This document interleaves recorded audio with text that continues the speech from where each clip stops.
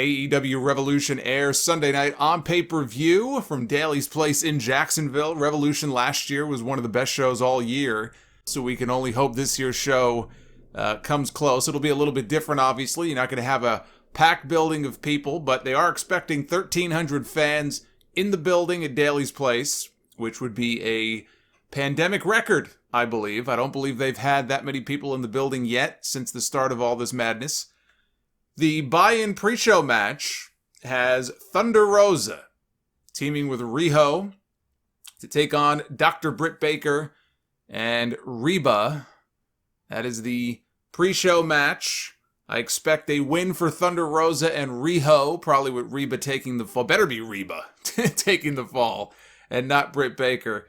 I'm still a little sour on Britt Baker not going all the way in that women's tournament, which I'll talk a little bit more about in a second when I talk about the women's title match. I think that was a big mistake. No reason, though, for Thunder Rosa and Riho, I don't think, to walk away here with the win. Opening the pay-per-view. We know what the opener is going to be for the show. It will be the AEW Tag Team Championship match between the Young Bucks and the team of Chris Jericho and MJF representing the Inner Circle. And I've waffled back and forth on this a little bit because I can put forth multiple scenarios that work. I could put forth that the Young Bucks are going to retain the titles and then they can defend them against any number of different teams. You could also have a situation where the heels go over. Very easily the heels could go over here and they get a little run out of it. And hey, maybe Santana and Ortiz go on to win the Tag Team Battle Royal and we end up with what I thought they might do a few weeks ago, which was pit the two Inner Circle teams against each other. I mean, there's a lot of different ways you can go with this. I don't see a title change here. I think the Bucks are going to retain the titles, and I think we're going to see Sammy Guevara, who has been off TV for a few weeks since quitting the Inner Circle because of MJF. I think we may see him get involved, and that may play into Jericho and MJF losing the match, which then furthers this whole Inner Circle feud, Inner Circle explosion. So I'm going to go with the Bucks. I think the Bucks are going to keep the belts here. We've got Miro and Kip Sabian taking on Chuck Taylor and Orange Cassidy. This should be a win for Miro, who has felt like a complete afterthought so far in his AEW run. He can only go up from here. That's the positive. He can only go up from here. I think his march upward begins with a win here in this match. And I have to assume this is going to lead to a singles match with him and Orange Cassidy. We have the Casino Tag Team Battle Royale. It begins with two teams, and every 90 seconds a new team will be added. Both team members must be eliminated for the entire team to be ousted, and the winners will earn a future AEW Tag Team title match. We have Pac and Rey Fenix, Santana and Ortiz, Jurassic Express, The Natural Nightmares, Alex Reynolds. The Dark Order has a lot of representation in this match. You've got Alex Reynolds and John Silver, Evil Uno and Stu Grayson, and you've got 5 and 10. 10 being Preston Vance of the Dark Order, The Butcher and The Blade, Varsity Blondes, Peter Avalon and Cesar Bonani, Matt and Mike Seidel, SCU, The Gun Club, and Bear Country. Yeah, Bear Country's not winning this match. But you know who is? I'm going to say Pac and Rey Fenix of Death Triangle. I think it's going to be Pac and Rey Fenix against the Bucks, assuming the Bucks retain. I think that would be a fantastic tag team title match on Dynamite in the next few weeks. You know, they already blew off the Santana and Ortiz match if the Bucks were to retain in the opener. You have Santana and Ortiz win here. And look, I wouldn't mind a Santana and Ortiz win. I would like to see them featured more prominently on the show. They're one of the best teams they have in that entire division. But they already blew the match off. They already did the match on TV. I could see Silver and Reynolds going over, or even Jurassic Express. It's going to be Luchasaurus and Jungle Boy. But I would rather see Pac and Rey Fenix against the Bucks. I just think that would be an outstanding match. So they're my pick. Hikaru Shida, nearly 1 year as the AEW Women's Champion after winning the title at Double or Nothing last May. She defends her championship against the winner of the Women's World Title Eliminator, Ryo Mizunami. Now, I don't know Mizunami's status going forward, if she's staying in the U.S. or not. That, I think, would tell us a lot as far as the outcome here. Might actually spoil the outcome here. This is not a Joshi division. And I'm not saying this as a knock on any of the Joshi wrestlers. I'm a big fan of some of these Joshi wrestlers. And I think that they absolutely have contributed a lot to this women's division since its inception. It had a lot of weaknesses. It still does. This women's division still has a lot of holes. But at the end of the day, they do have a good number of full-time, U.S.-based women's talent in this division that should be focused on more, should be built up more. And, you know, they also, if you look at the roster that they have, got women like Tay Conti, who I think could be a big star over time. You've got Tay Conti, you've got Thunder Rosa, even though she's under contract to the NWA. She makes a lot of appearances on Dynamite. They have Riho. If they are going to take the title off of Shida this weekend, if that was their idea, then it really should have come against either Thunder Rosa or Britt Baker. I just think bouncing Britt out of that tournament when they did was booking malpractice. So no, I don't think Shida should lose the championship this weekend. I don't think she will. She's my pick to retain. I think it would be a mistake, after all this time, for the woman who takes the title off of her to be somebody who a lot of people, frankly, don't know her very well. And she has not established herself. She's not been established on AEW television, but for a handful of matches. So, Hikaru Shida should be holding on to this championship. Let her reign on for a little bit longer. Hey, maybe she'll even hit the 1-year mark in May. I mean, I'm ready to see someone else run with the title. I just think the match they put together, even if it turns out to be a very good match, I just think the match they put together here for this show was the wrong match. But I think Shida is going to hold on to it for a little bit longer. We have a big money match between Big Money Matt Hardy, and Hangman Adam Page. You know, look, this is fine for Hangman to be doing now, but he's got bigger things in his future. I don't think anything is gained with a Hardy win. This should be a clear win for Hangman and a meltdown for Hardy when he loses, since now he's all about the money. When it gets taken away from him, his epic meltdown could be entertaining to watch, especially if Hangman takes that money and starts giving it away, let's say, to members of the Dark Order and some of the underneath guys from Dark. Tries to spread some of the wealth around, like Andre the Giant back in the 80s when he would have those. There have been more than one, but I know the one at WrestleMania, the $15,000 body slam match, and he starts throwing money out into the crowd. That's going to be Hangman Page. I can see the skits now on Being the Elite with all the Dark Order guys spending their newfound cash, although it might be a little too reminiscent of the Cameron Grimes stuff on NXT. Hangman is my pick.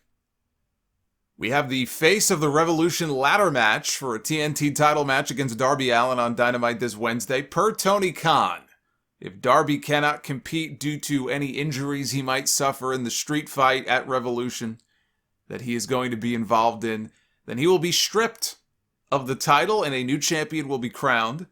They are literally going to be hanging a brass ring from the ceiling.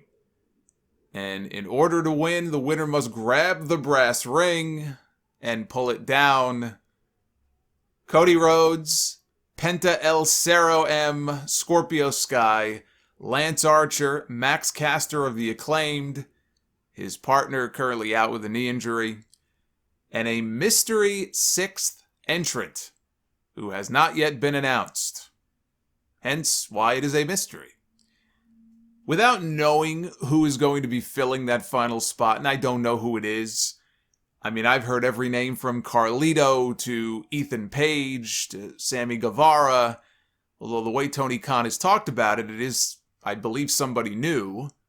And it's not the other big signing, which I'm going to be talking about in a second. This is somebody totally different. Without knowing who that person is going to be, just based on who we know is in the match, I think it's either Scorpio Sky or Penta. Scorpio Sky did commentary on Dynamite on Wednesday night. He was kind of acting heelish. He was teasing this new heel persona like he was all full of himself. I'm going to go with Sky for the win. It just seemed to me like they were pushing this new version of Scorpio Sky.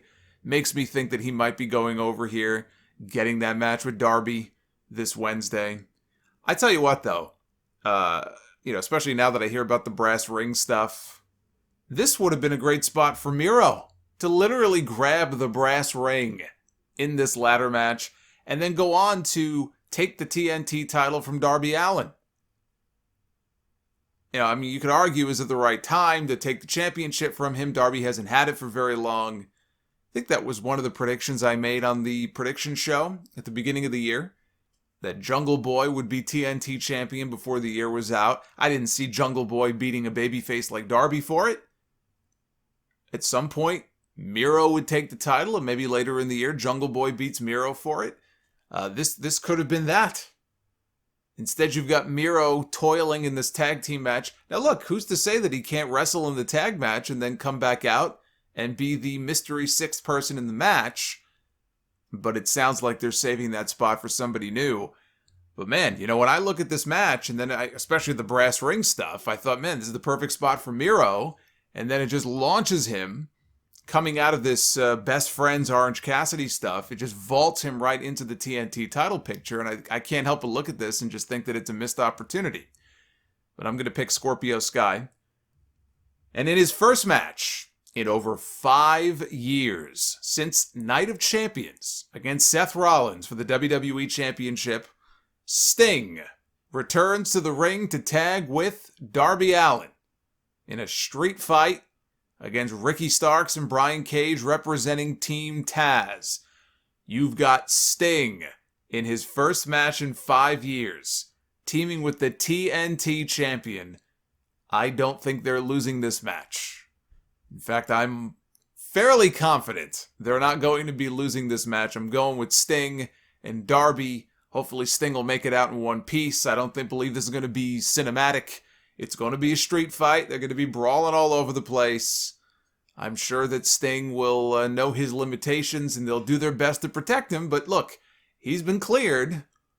And if he wants to get in the ring with everybody else, it's like when Brian Cage gave him the powerbomb a few weeks ago on TV. Look, hey, if you're cleared and you're ready to go, you don't need to be taking any stupid moves like buckle bombs, but he's going to have to be ready to take bumps. And it's fine to see Sting on TV in short little spurts doing a Stinger Splash or doing a Scorpion Deathlock, taking a bump here and a bump there. A match is a totally different beast. Now, it's a tag team match, so to some degree you can protect him, I guess, or hide his his weaknesses. He can be off punching and kicking Ricky Starks and using all kinds of weapons and stuff. But it will be a test for him. His first match in over 5 years. 61, 62 years old, it's going to be a test. But it is his first match. Darby is a champion in the company. I guess Brian Cage is technically a champion too, although it's not an officially recognized title. I don't think Sting and Darby are going to be losing this match. And in the main event, Kenny Omega defends the AEW World Championship against the former champion Jon Moxley in an exploding barbed wire death match. Per Omega on Twitter, we now know the rules. 3 sides of the ring ropes will be wrapped in barbed wire. Contact with the barbed wire triggers explosives on the corresponding side of the ring. There will be 3 zones on the floor wired to explosives and a 30-minute countdown. A 30-minute countdown timer until all explosives in and around the ring detonate. And I thought we were done with all of the Saw sequels. Apparently there's a new one. This one is called Saw Revolution. Actually, there is a new one. Now that I think about it, there is that, because I think it got pushed back. There is a new one coming out soon. A new Saw. With Chris Rock and Samuel L. Jackson. But anyway, on Dynamite, they had comments from the man who innovated the death match, Atsushi Onita, as part of the video package, which I thought was a nice touch. This is going to be a bloodbath. AEW has not shied away from using blood in the past. We see quite a bit of blood in their big matches and on their pay-per-views. It's going to be wild. It's going to be wild, and if you are into the crazy types of death matches, if you like their unsanctioned lights out match at Full Gear a couple of years ago, then this is probably the match that you are looking forward to the most. As far as who walks away with the title, I think it probably is the most predictable match on the entire show, is the main event. Kenny Omega is not losing that championship. Renee, I don't know when Renee Young's due date is. Probably only a few months away. I don't know, 2-3 months maybe? I don't know if Moxley is going to be taking paternity leave, like Seth Rollins did when Becky was getting ready to go into labor. Perhaps a loss here, especially if he gets blown up. This might be a way to write him off the show. But I think Omega is going to pay him back for the loss in their Lights Out match that they had at Full Gear, which Moxley won. I think now it's Kenny's time to sort of get his win back. And it would just be premature to take the title off of him. I think it would be insane to take the championship off of him now. And my guess is after that, it's maybe on to Pac as the next challenger. Because Pac is pretty high up there if you pay attention to the rankings on their website. And again, I wouldn't expect Pac to take the title from Omega, but I think you could absolutely build to a Pac-Omega championship match, either on a big themed Dynamite show in the next couple of months, or maybe even a Double or Nothing in May. After this, it's on to Pac, maybe it's on to Lance Archer, before ultimately they come back to Hangman.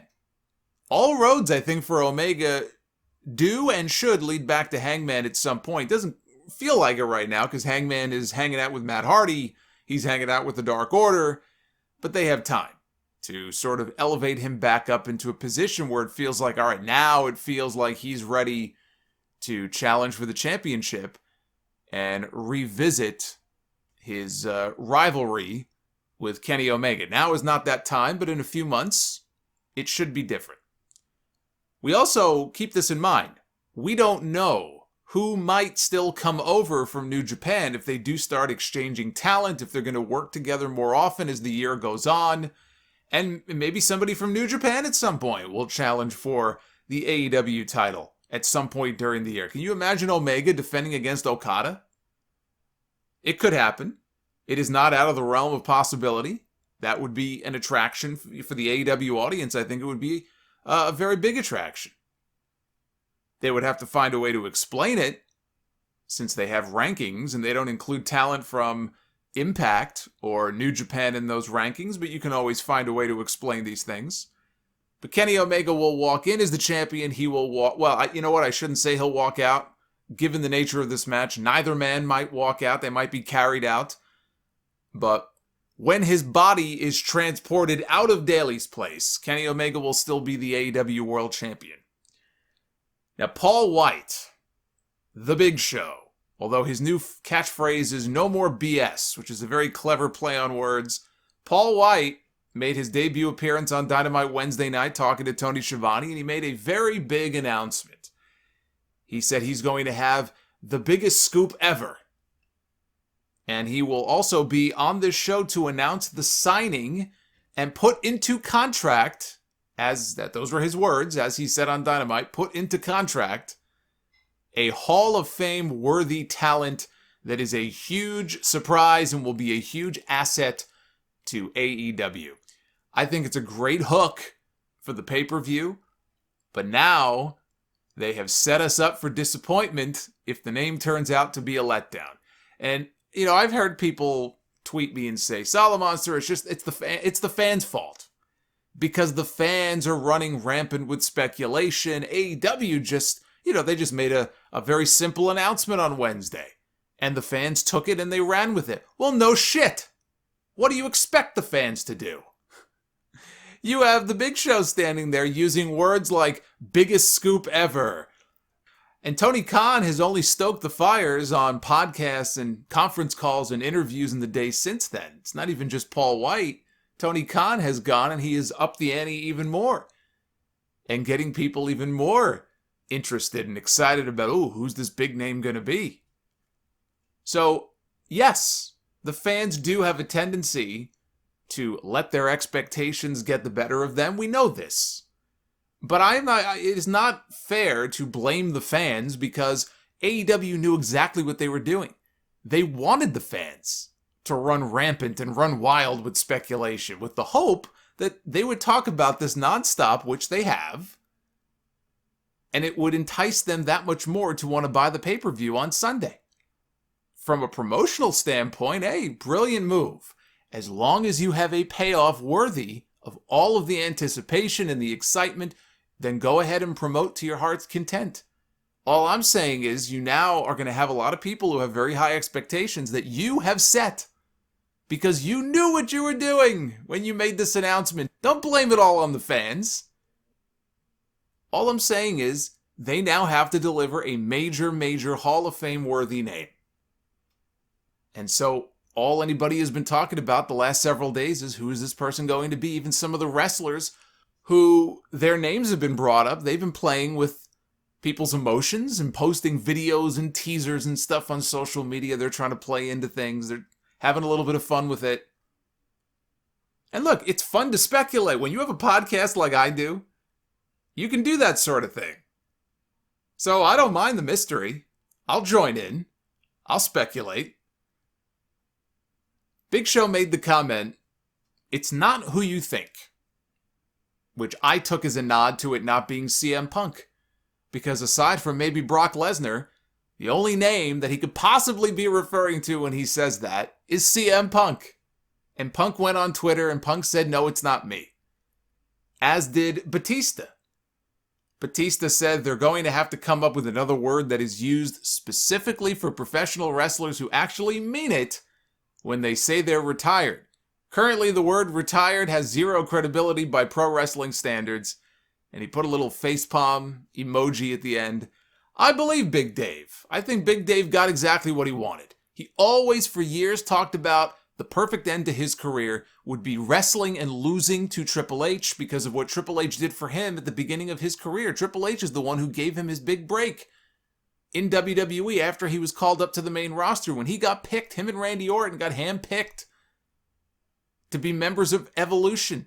That was a huge turning point in his career.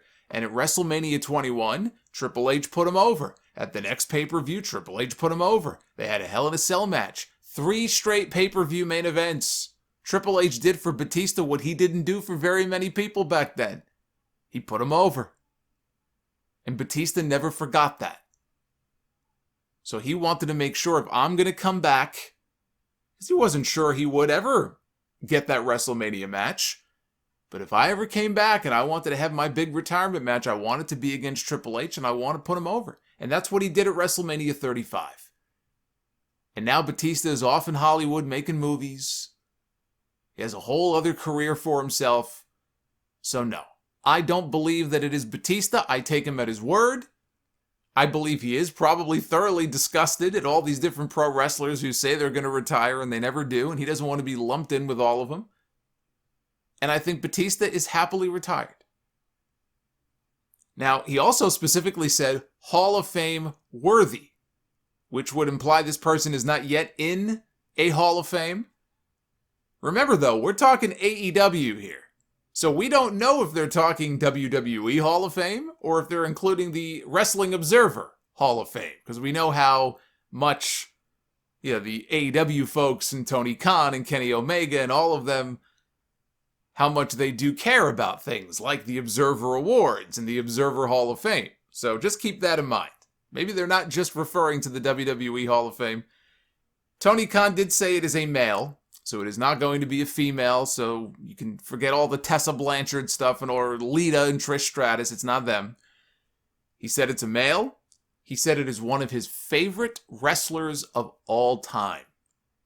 And I said on Twitter, and then it got spread around, that Tony Khan once named his Mount Rushmore of wrestlers, and I pointed out that his Mount Rushmore of wrestlers were Chris Jericho, Ric Flair, Bret Hart, and Steve Austin. Now, I'm sure Flair is under a WWE deal, and I don't care how big of a name Ric Flair is, 72-year-old Ric Flair is not a major pickup at this stage in the game for AEW. Bret Hart, you guys know, I love Bret. Bret's my favorite. But Bret can't wrestle. Whoever this person is, the way that they've talked about them, how they're going to contribute to AEW, they have to at least be able to wrestle. I mean, if not full-time, they have to at least be able to wrestle a few matches per year. Bret Hart is not wrestling. Bret Hart made one appearance once before in AEW to actually unveil their world championship. I don't believe it's Bret Hart. Steve Austin? Steve Austin's not wrestling. It's been almost 20 years. 2023 is going to be 20 years since Steve Austin stepped in the ring for a match. Plus, he's got the Broken Skull sessions on the WWE Network.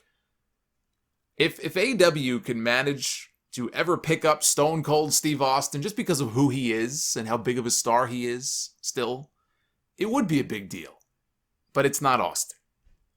Now, Tony Khan said the person is a big star who will sign a multi-year contract on Sunday.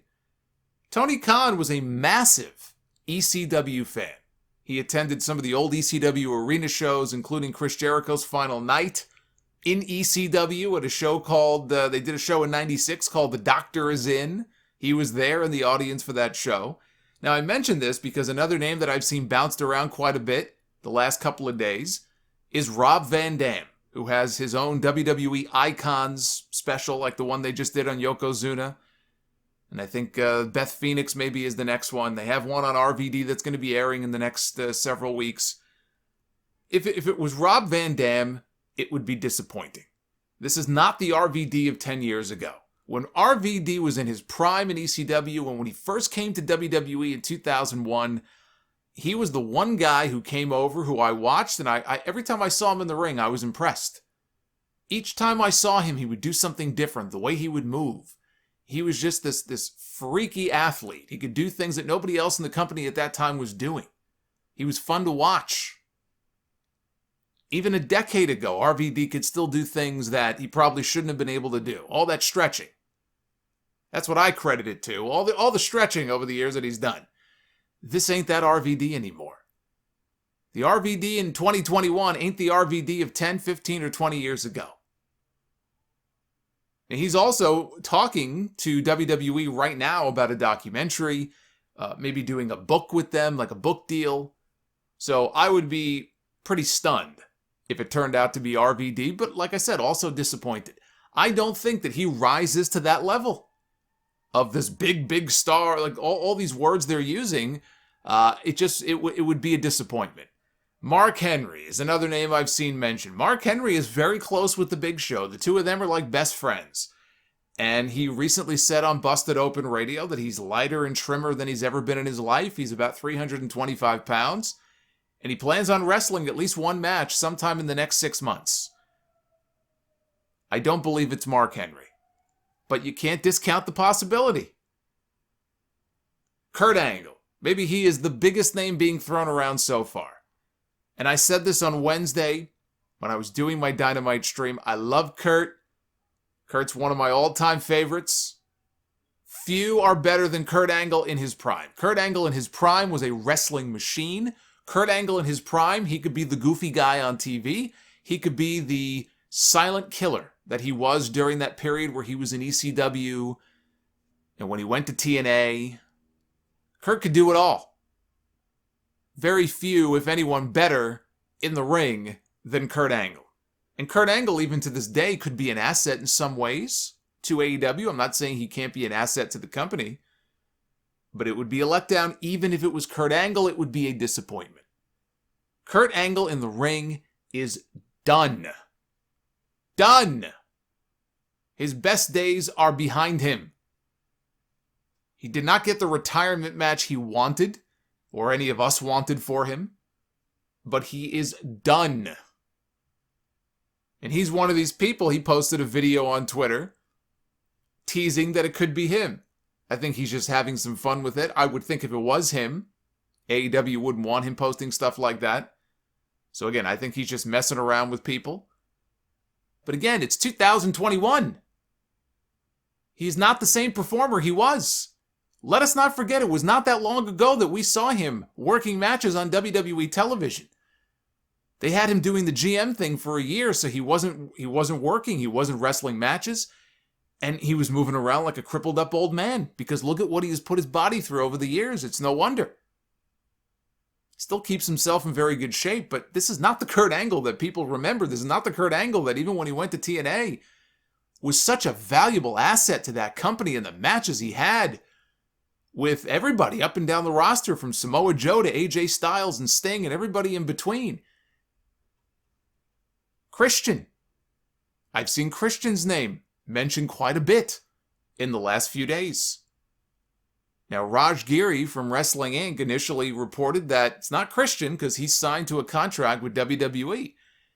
And then I saw Raj, to his credit, issue a correction and apologize and say, in fact, he was misinformed, or whatever the case may be. The contract that Christian has or had was with Fox. It was very similar to the CM Punk deal, where they both were working for the WWE Backstage show. They were working for Fox. They weren't really working for WWE. Now, apparently he did have contract discussions recently with the company, and they have fallen through. So Christian, at this moment, is a free agent. That is surprising to me. And it's disappointing if that's true, because it just seemed like such a natural thing coming out of the Royal Rumble that at some point you would want to have an Edge and Christian reunion, whether it was one match, whether it was a whole series of matches. You know, in terms of the active tag teams, I think one tag team dream match of today would be Edge and Christian teaming up against the Usos. I mean, that just seemed like a no-brainer to me. So you've got Edge back in the fold. If Christian is cleared, I just find it very surprising that WWE wouldn't, make sure that they got that deal signed, sealed, and delivered. Because to do an Edge and Christian reunion at some point, it's just such a natural thing. But apparently, whatever those discussions were, they fell through, and he is available. Christian coming into AEW, I think it would be a big pickup for them. When Christian went to TNA, Christian Cage, he was a big pickup for them as well. Christian, to me, with all the rhetoric that we've been hearing, it just doesn't fit the bill. It would be a disappointment. It just doesn't fit. And the name I keep coming back to is Brock Lesnar. I think unless it is a name like Brock Lesnar or CM Punk, and by the way, just because Punk denied it does not mean that it's not him. It just means that he threw a comment out there saying, oh, it's not me. I really believe, though, if it's not one of those two, you're going to have a lot of very disappointed people. I'll be one of them. Say what you want to about Brock Lesnar. I don't know what kind of deal he would get for himself. I'm sure it would be a sweetheart deal like the one he had with WWE, where he probably wouldn't be working very many dates. It's not like he'd be on Dynamite every week. AEW only has 4 pay-per-views a year, so I'm not quite sure how they would even structure that deal, but if you don't think Brock Lesnar doesn't bring something to the table for AEW, then you're out of your mind. The one thing they've been able to accomplish, though, they have a lot of people talking. That's exactly what they wanted. Is it going to increase the buy rate? We'll see. We'll see. If that's the goal here. You want to get as many people as possible to buy the pay-per-view, and this was a huge hook to get people intrigued. Oh, I better tune into Revolution to see what this big announcement is going to be. I just hope on the other side of this rainbow, they've got a pot of gold waiting there. Otherwise, you're going to have a lot of very disappointed people for what on paper should be an excellent show. And I would hate for that to be overshadowed by a letdown of an announcement. But it is fun to speculate. It is fun to speculate. I hope you'll join me live. As soon as the pay-per-view is over, I will be live on YouTube, as I am every month for all the pay-per-views. Solomonster Sounds Off on YouTube will recap the good, the bad, and the ugly from the show. And also, I'll be doing a live drawing, Wrestle Rumble, hosting its Revolution belt giveaway. Winner takes all. If you win the contest, you win replicas for, get this, the AEW World title, the TNT title, the AEW Tag Team titles, and the FTW title. It's only $1 to enter. And the more you enter, the more chances you have to win. Cutoff for entries is 7 p.m. Eastern Sunday night, right before the pay-per-view. Go to WrestleRumble.com to enter. And I will be picking the one. Again, it's winner takes all, so it's one winner. I'll be picking the winner live on the air on YouTube as soon as the pay-per-view is over during the post-show stream. So I hope you will join me there. Come on down. It's going to be a lot of fun.